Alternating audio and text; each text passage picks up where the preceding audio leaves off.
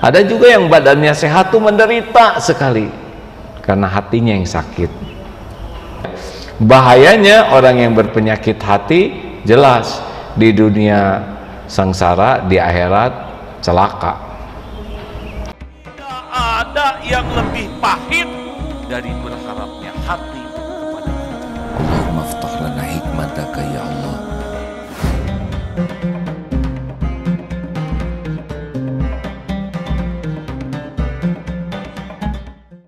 Assalamualaikum warahmatullahi wabarakatuh. Alhamdulillahi rabbil alamin. Alhamdulillahilladzi khalaqal mauta wal hayata liyabluwakum ayyukum ahsanu amala wa huwal azizul ghafur. Allahumma shalli ala Muhammadin wa ala alihi wa ashabihi ajma'in. Saudara-saudaraku sekalian, semoga Allah melindungi kita dari penyakit lahir, wabah ini yang menakutkan. Dan ada lagi yang harusnya lebih kita takuti, yaitu penyakit hati. Karena kalau penyakit lahir kita sakit, apalagi kalau kena wabah dalam keadaan beriman kemudian meninggal, kita bisa jadi syahid, jadi syuhada gara-gara sakit lahir. Tapi kalau orang berpenyakit hati, begini, berpenyakit lahir agak sengsara, tergantung tingkat keyakinannya. Tapi kalau keyakinannya kuat kepada Allah, maka penyakit lahir itu pun tidak membuat menderita. Banyak teman-teman ini yang menyimak, yang lumpuh, yang susah bernafas, tidak bisa bergerak 40 tahun, tapi karena ridho kepada takdir jadi tidak berat. Ada juga yang badannya sehat tuh menderita sekali karena hatinya yang sakit. Orang yang berpenyakit lahir, dia sadar saya sakit dan dia minta diobati, dan dia berani bayar untuk diobati.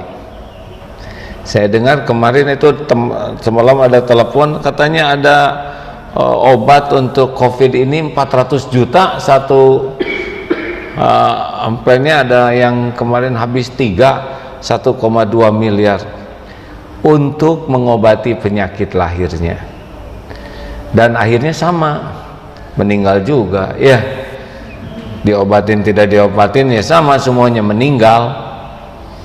Nah, tapi kalau penyakit hati nih, dia penyakit hati itu tidak mau ngaku, beda dengan penyakit lahir, dan tidak mau diobati. Dikasih tahu juga marah. Pak, maaf ya, Bapak tuh kelihatannya punya penyakit sombong, kurang ajar kamu, begitulah. Coba kalau ke dokter, kata dokter, ini kelihatannya Bapak itu kena COVID. Oh iya Pak, langsung mengakui. Tapi kalau penyakit hati dikasih tahu, maaf Pak, Bapak tuh ada penyakit dengki. Enak aja saudara, begitulah ya. Boro-boro mau diobati, diberitahu saja tidak mau. Nah, inilah bahayanya. Bahayanya orang yang berpenyakit hati jelas, di dunia sengsara, di akhirat celaka karena amal tidak diterima. Nah, salah satu penyakit hati namanya ujub.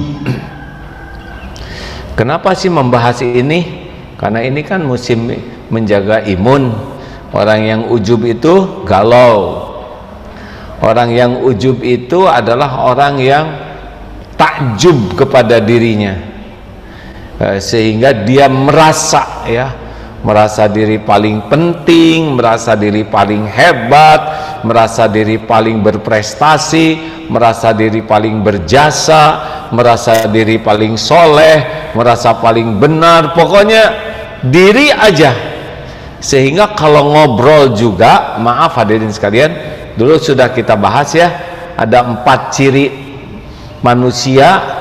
Dengar saja dari perkataannya, nanti sudah masuk tuh ke wilayah mana. Saya ulangi sedikit karena ini berkaitan dengan judul kita, ya. Orang yang berkualitas itu kalau bicara itu, orang yang ranking terbaik itu kalau bicara tuh yang pertama ciri khasnya adalah Allah.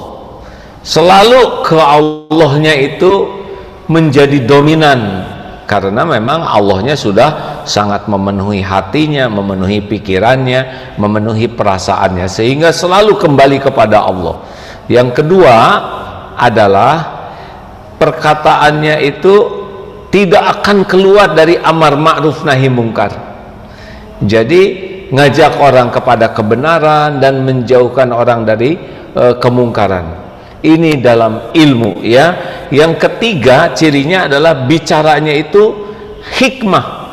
Jadi selalu ada energi yang menggugah orang lain untuk berubah menjadi lebih baik. Dan yang keempat, solusi. Jadi kalau ngobrol apa-apa tuh pasti ada sesuatu solusi yang didapat. Yang kedua, orang biasa itu kalau ngobrol, nanti dengar saja kalau ngobrol tuh ya, pasti cirinya adalah peristiwa. Apa aja yang dia dengar, dia itu ngobrol, diobrolin. Nah, cenderungnya sia-sia. Cenderungnya rame tapi tidak bermakna. Kalau ngangkat pakai zikir, ingat ke Allah, naik ya. Tapi kalau enggak, segala dapat berita ini dibahas, nonton sepak bola dibahas, padahal sudah selesai sepak bolanya, dan dibahas juga tidak berubah skornya, betul tidak? Coba kalau tadi penalti itu ke pinggir, sudah jelas ke tengah, ya. Yang ketiga adalah orang yang rendahan. Nah, kalau orang rendahan, utama, biasa, rendahan. Orang rendahan itu kalau bicara itu ada cirinya, yaitu negatif perkataannya, mengeluh, mencela, ngarasullah, jarang ada kata-kata positif, ya. Ini kapan selesainya? Aduh, sekarang saja, seakan-akan tidak ada yang bisa disyukuri. Lihat TV, kacau nih. Lihat udara, mendung melulu, semuanya jadi salah, semuanya jadi jelek, semuanya jadi komentar-komentar yang tidak baik. Nah, ini orang yang rendahan. Ada satu lagi di bawah ini, perlu disampaikan tidak nih? Atau cukup sampai di sini? Kelihatannya sudah mulai tertekan. Di kantor keren, ternyata sesudah dengar ceramah ini jadi rendahan. Belum ada satu lagi nih, ya. Namanya dangkal. Siapakah orang yang dangkal? Oh maaf, uraian ini saya AA mendapatkannya dari buku panduan pelatihan kepemimpinan remaja muslim di Amerika. Jadi mereka punya buku panduan pelatihan kepemimpinannya remaja Islam, dan ini salah satu di antara materinya adalah tentang lisan. Dan menurut kajiannya adalah ada satu lagi yang paling rendah, yaitu dangkal. Apa cirinya orang yang dangkal? Dengar saja. Kalau bicara sudah dominan saya, aku, gue, ogut, ik, dan sebagainya. Saya ide saya adalah saya ini ingin, dan sudah terbukti apa yang saya lakukan ini membawa manfaat, karena saya ini adalah seseorang, saya. Jadi tujuan dari ngobrolnya itu adalah mengekspos dirinya sebagai orang yang paling berhasil, paling brilian idenya, gagasannya, kemudian paling sukses, yang paling diterima, paling berjuang, saya saja. Jadi tujuan dari cerita apapun adalah supaya dirinya dipuji, diakui, dikagumi orang lain. Ada kalanya kita perlu menyebut saya, ya, secara proporsional. Saya bernama Agim, wajar ya. Saya mau ke pasar, jangan. Mau kemana? Pasar. Itu siapa? Tidak normal ya. Tetapi kalau dalam obrolan sibuk saya, sehingga bisa dihitung nanti kata-kata sayanya itu, ya. Hati-hati tuh.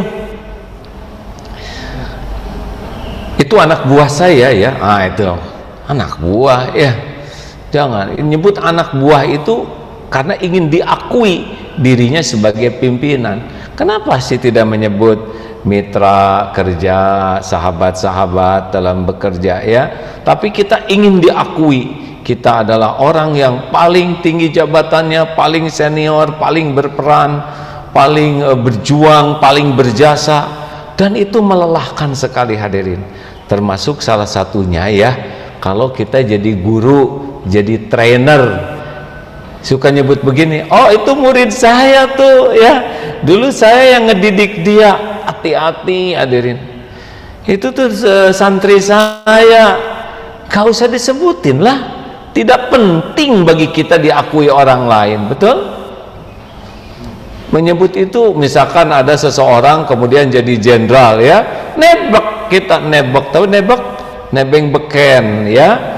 Itu dulu waktu sekolah tuh murid saya itu ya, nggak nyangka, dulu nakal sekali dia itu ya. Dia tuh kurang ajar, apa manfaatnya ya? Kita ngomong begitu ingin diakui kita sudah mendidik, padahal dia jadi baik, dia jadi pinter, sama sekali belum tentu syariatnya lewat kita. Boleh jadi lewat doa orang tuanya yang lebih khusyuk, mungkin oleh guru-guru yang lain yang lebih ikhlas, mungkin lewat dia suka nolong orang lain sehingga banyak pertolongan Allah. Justru kita yang ngaku-ngaku sudah mendidik dia, sudah ngajar dia, itu ciri-ciri ilmu kita kurang manfaat karena nggak ikhlas. Halo, kenapa nih jadi pada mikir begini? Maaf Pak Guru ya, kadang-kadang kan suka gatel ingin nebek. Sama di pesantren juga ya, kan sudah sekian lama di pesantren tuh, dulu yang nyantri-nyantri, sekarang ada yang udah ini, ada, waduh, kadang-kadang gatel sekali. Oh itu santri kita tuh ya, padahal hanya berapa kita pesantren kilat seminggu ya, tapi ngaku-ngakunya dia sukses jadi seorang jadi seseorang gara-gara pesantren kilat kita yang cuman 4 hari 5 hari, oh dia santri kami tuh dulu. Jangan hadirin, sudahlah. Kalau orang bisa berprestasi, sudahlah, ada kita kelewatan sedikit lah dalam episode hidup dia, ya sudahlah, tidak usah disebut-sebut ya, tidak penting. Halo, ini kebiasaan ngaku-ngaku ini adalah salah satu kebiasaan orang yang ujub, ria, merasa diri penting. Termasuk misalkan orang pakai jilbab, tuh sesudah saya beritahu dia mau pakai jilbab, padahal dia pakai jilbab itu boleh jadi doa orang tuanya, doa anaknya, atau perjuangan para ulama lain yang ikhlas mendoakan. Kita yang jadi jalan menasehati belum tentu membuat orang bisa berubah. Cirinya apa? Ya cirinya kita sering nyebut-nyebut. Jadi kalau kita sudah merasa berjasa, merasa penting, itu ciri-ciri amal kita tuh nggak efektif. Kelihatannya ceramah ini kurang menyenangkan hadirin sekalian semua. Jadi pada mikir begini,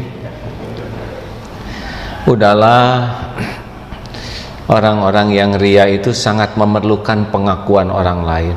Makanya kenapa kalau ngobrol itu ya, kalau ngobrol tuh sebetulnya, maaf sekali ya, kalau bukan tidak boleh ngobrol, tapi kalau kita ngobrol tuh kita tuh sedang membuka aib kita sebetulnya. Dengan kita ngobrol, kalau di grup itu dengan banyak komentar, itu lagi membuka kualitas diri kita, ya kan? Kan ada yang bagian postingnya tuh yang ngaco-ngaco ya, negatifnya sesuka dia, yang konyol-konyol, yang gak masuk di akal, tapi dia tuh merasa benar. Ya kita lihat ada di media yang kemarin ditangkap itu ya, dan dilepas lagi, dia bicara sesuatu, ya udah, jadi kita jadi tahu siapa dia, betul, cara berpikirnya, walaupun pendidikannya dianggap tinggi, tapi ketahuan kedangkalannya tuh. Karena apa? Karena memang kalau kita bicara tuh sedang membuka aib kita. Kalau diam mah nggak ketahuan, tapi kalau udah bicara ketahuan sombongnya, riaknya, ketahuan ujubnya. Coba kalau ngobrol ya, kenapa ada yang ngobrol tuh selalu tahu segala hal? Cerita tentang COVID, ya COVID itu memang begitu ya. Udah saya bilangin ya, pergilah Pid. Ada yang seakan-akan dia raja COVID-nya. Ngobrolin vaksin, sepertinya dia yang tahu, lebih ahli dari vaksin. Mungkin dia jadi jarum suntiknya. Cerita tentang sepak bola, seperti dia yang jadi pemain dan pelatihnya. Ada orang yang kalau cerita apapun dia paling tahu, paling menguasai, paling bisa menjelaskan. Nah, itu ciri-ciri kebodohan seseorang. Kenapa kita harus ingin diakui pinter? Kenapa? Tidak penting kita diakui pinter, yang penting itu jadi orang pinter. Tidak penting kita diakui segala tahu, yang penting itu kita jadi solusi. Betul? Nah, ingin pengakuan orang inilah salah satu penyakit hati yang membuat kita tidak pernah tenang, sulit ikhlasnya, sulit ke Allahnya, sulit khusyuk dalam sholat, sulit ikhlas dalam beramal. Kenapa? Karena kita suka sekali diakui orang lain, kita terus berupaya diakui orang lain. Kenapa? Mau apa diakui orang lain? Tidak penting. Orang ngaku-ngaku ke kita juga nggak ada apa-apanya. Tolong dijawab. Siapa yang menciptakan kita? Allah. Yang memberi rezeki kepada kita selama ini? Allah. Yang mengangkat derajat? Allah. Yang menutupi aib dan dosa kita? Allah. Yang bisa memberikan pahala? Allah. Yang bisa melapangkan urusan? Allah. Yang bisa ngasih husnul khotimah? Allah. Yang punya sorga? Allah. Siapa lu? Begitulah ya. Kenapa kita nyusah-nyusahin diri ingin kelihatan keren kan? Jadi kita harus cuek? Bukan cuek, kita harus sibuk dengan penilaian Allah itu. Jadi kalau kita bukan cuek, kalau cuek mah tidak normal, tidak benar. Jadi yang kita lakukan adalah kita harus sibuk dengan penilaian Allah, karena Allah lah yang maha memiliki, maha menguasai, dan maha menentukan segala-galanya. Sekarang orang sedunia memuji kita, tapi Allah tidak suka kepada kita, tetap tidak bahagia, tidak akan mulia, dan tidak selamat. Benar?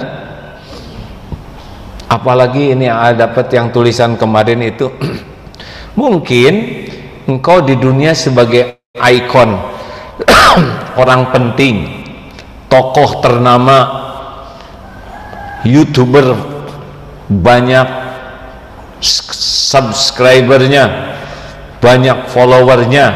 Mungkin engkau sebagai tokoh yang dianggap cemerlang, tapi dalam pandangan malaikat maut engkau hanya sebuah nama dalam antrian gitu.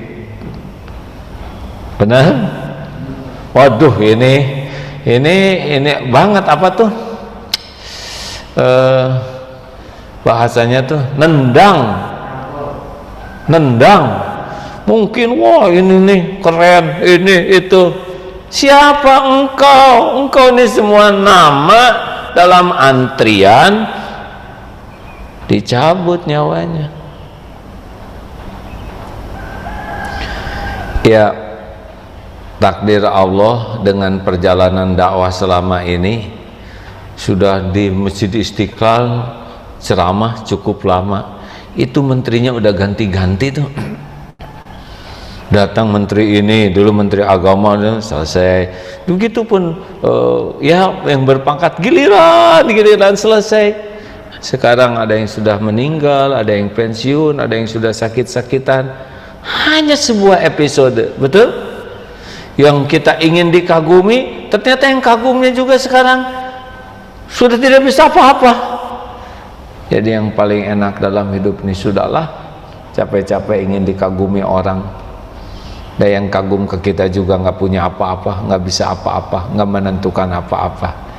Mendingan satu aja, bagaimana supaya Allah menyukai kita. Sudah fokus ke sana sajalah sekarang, tidak rumit, dan Allah menilainya itu maha sempurna, maha baik, maha tidak pernah mengecewakan, maha adil. Demikian sahabatku sekalian,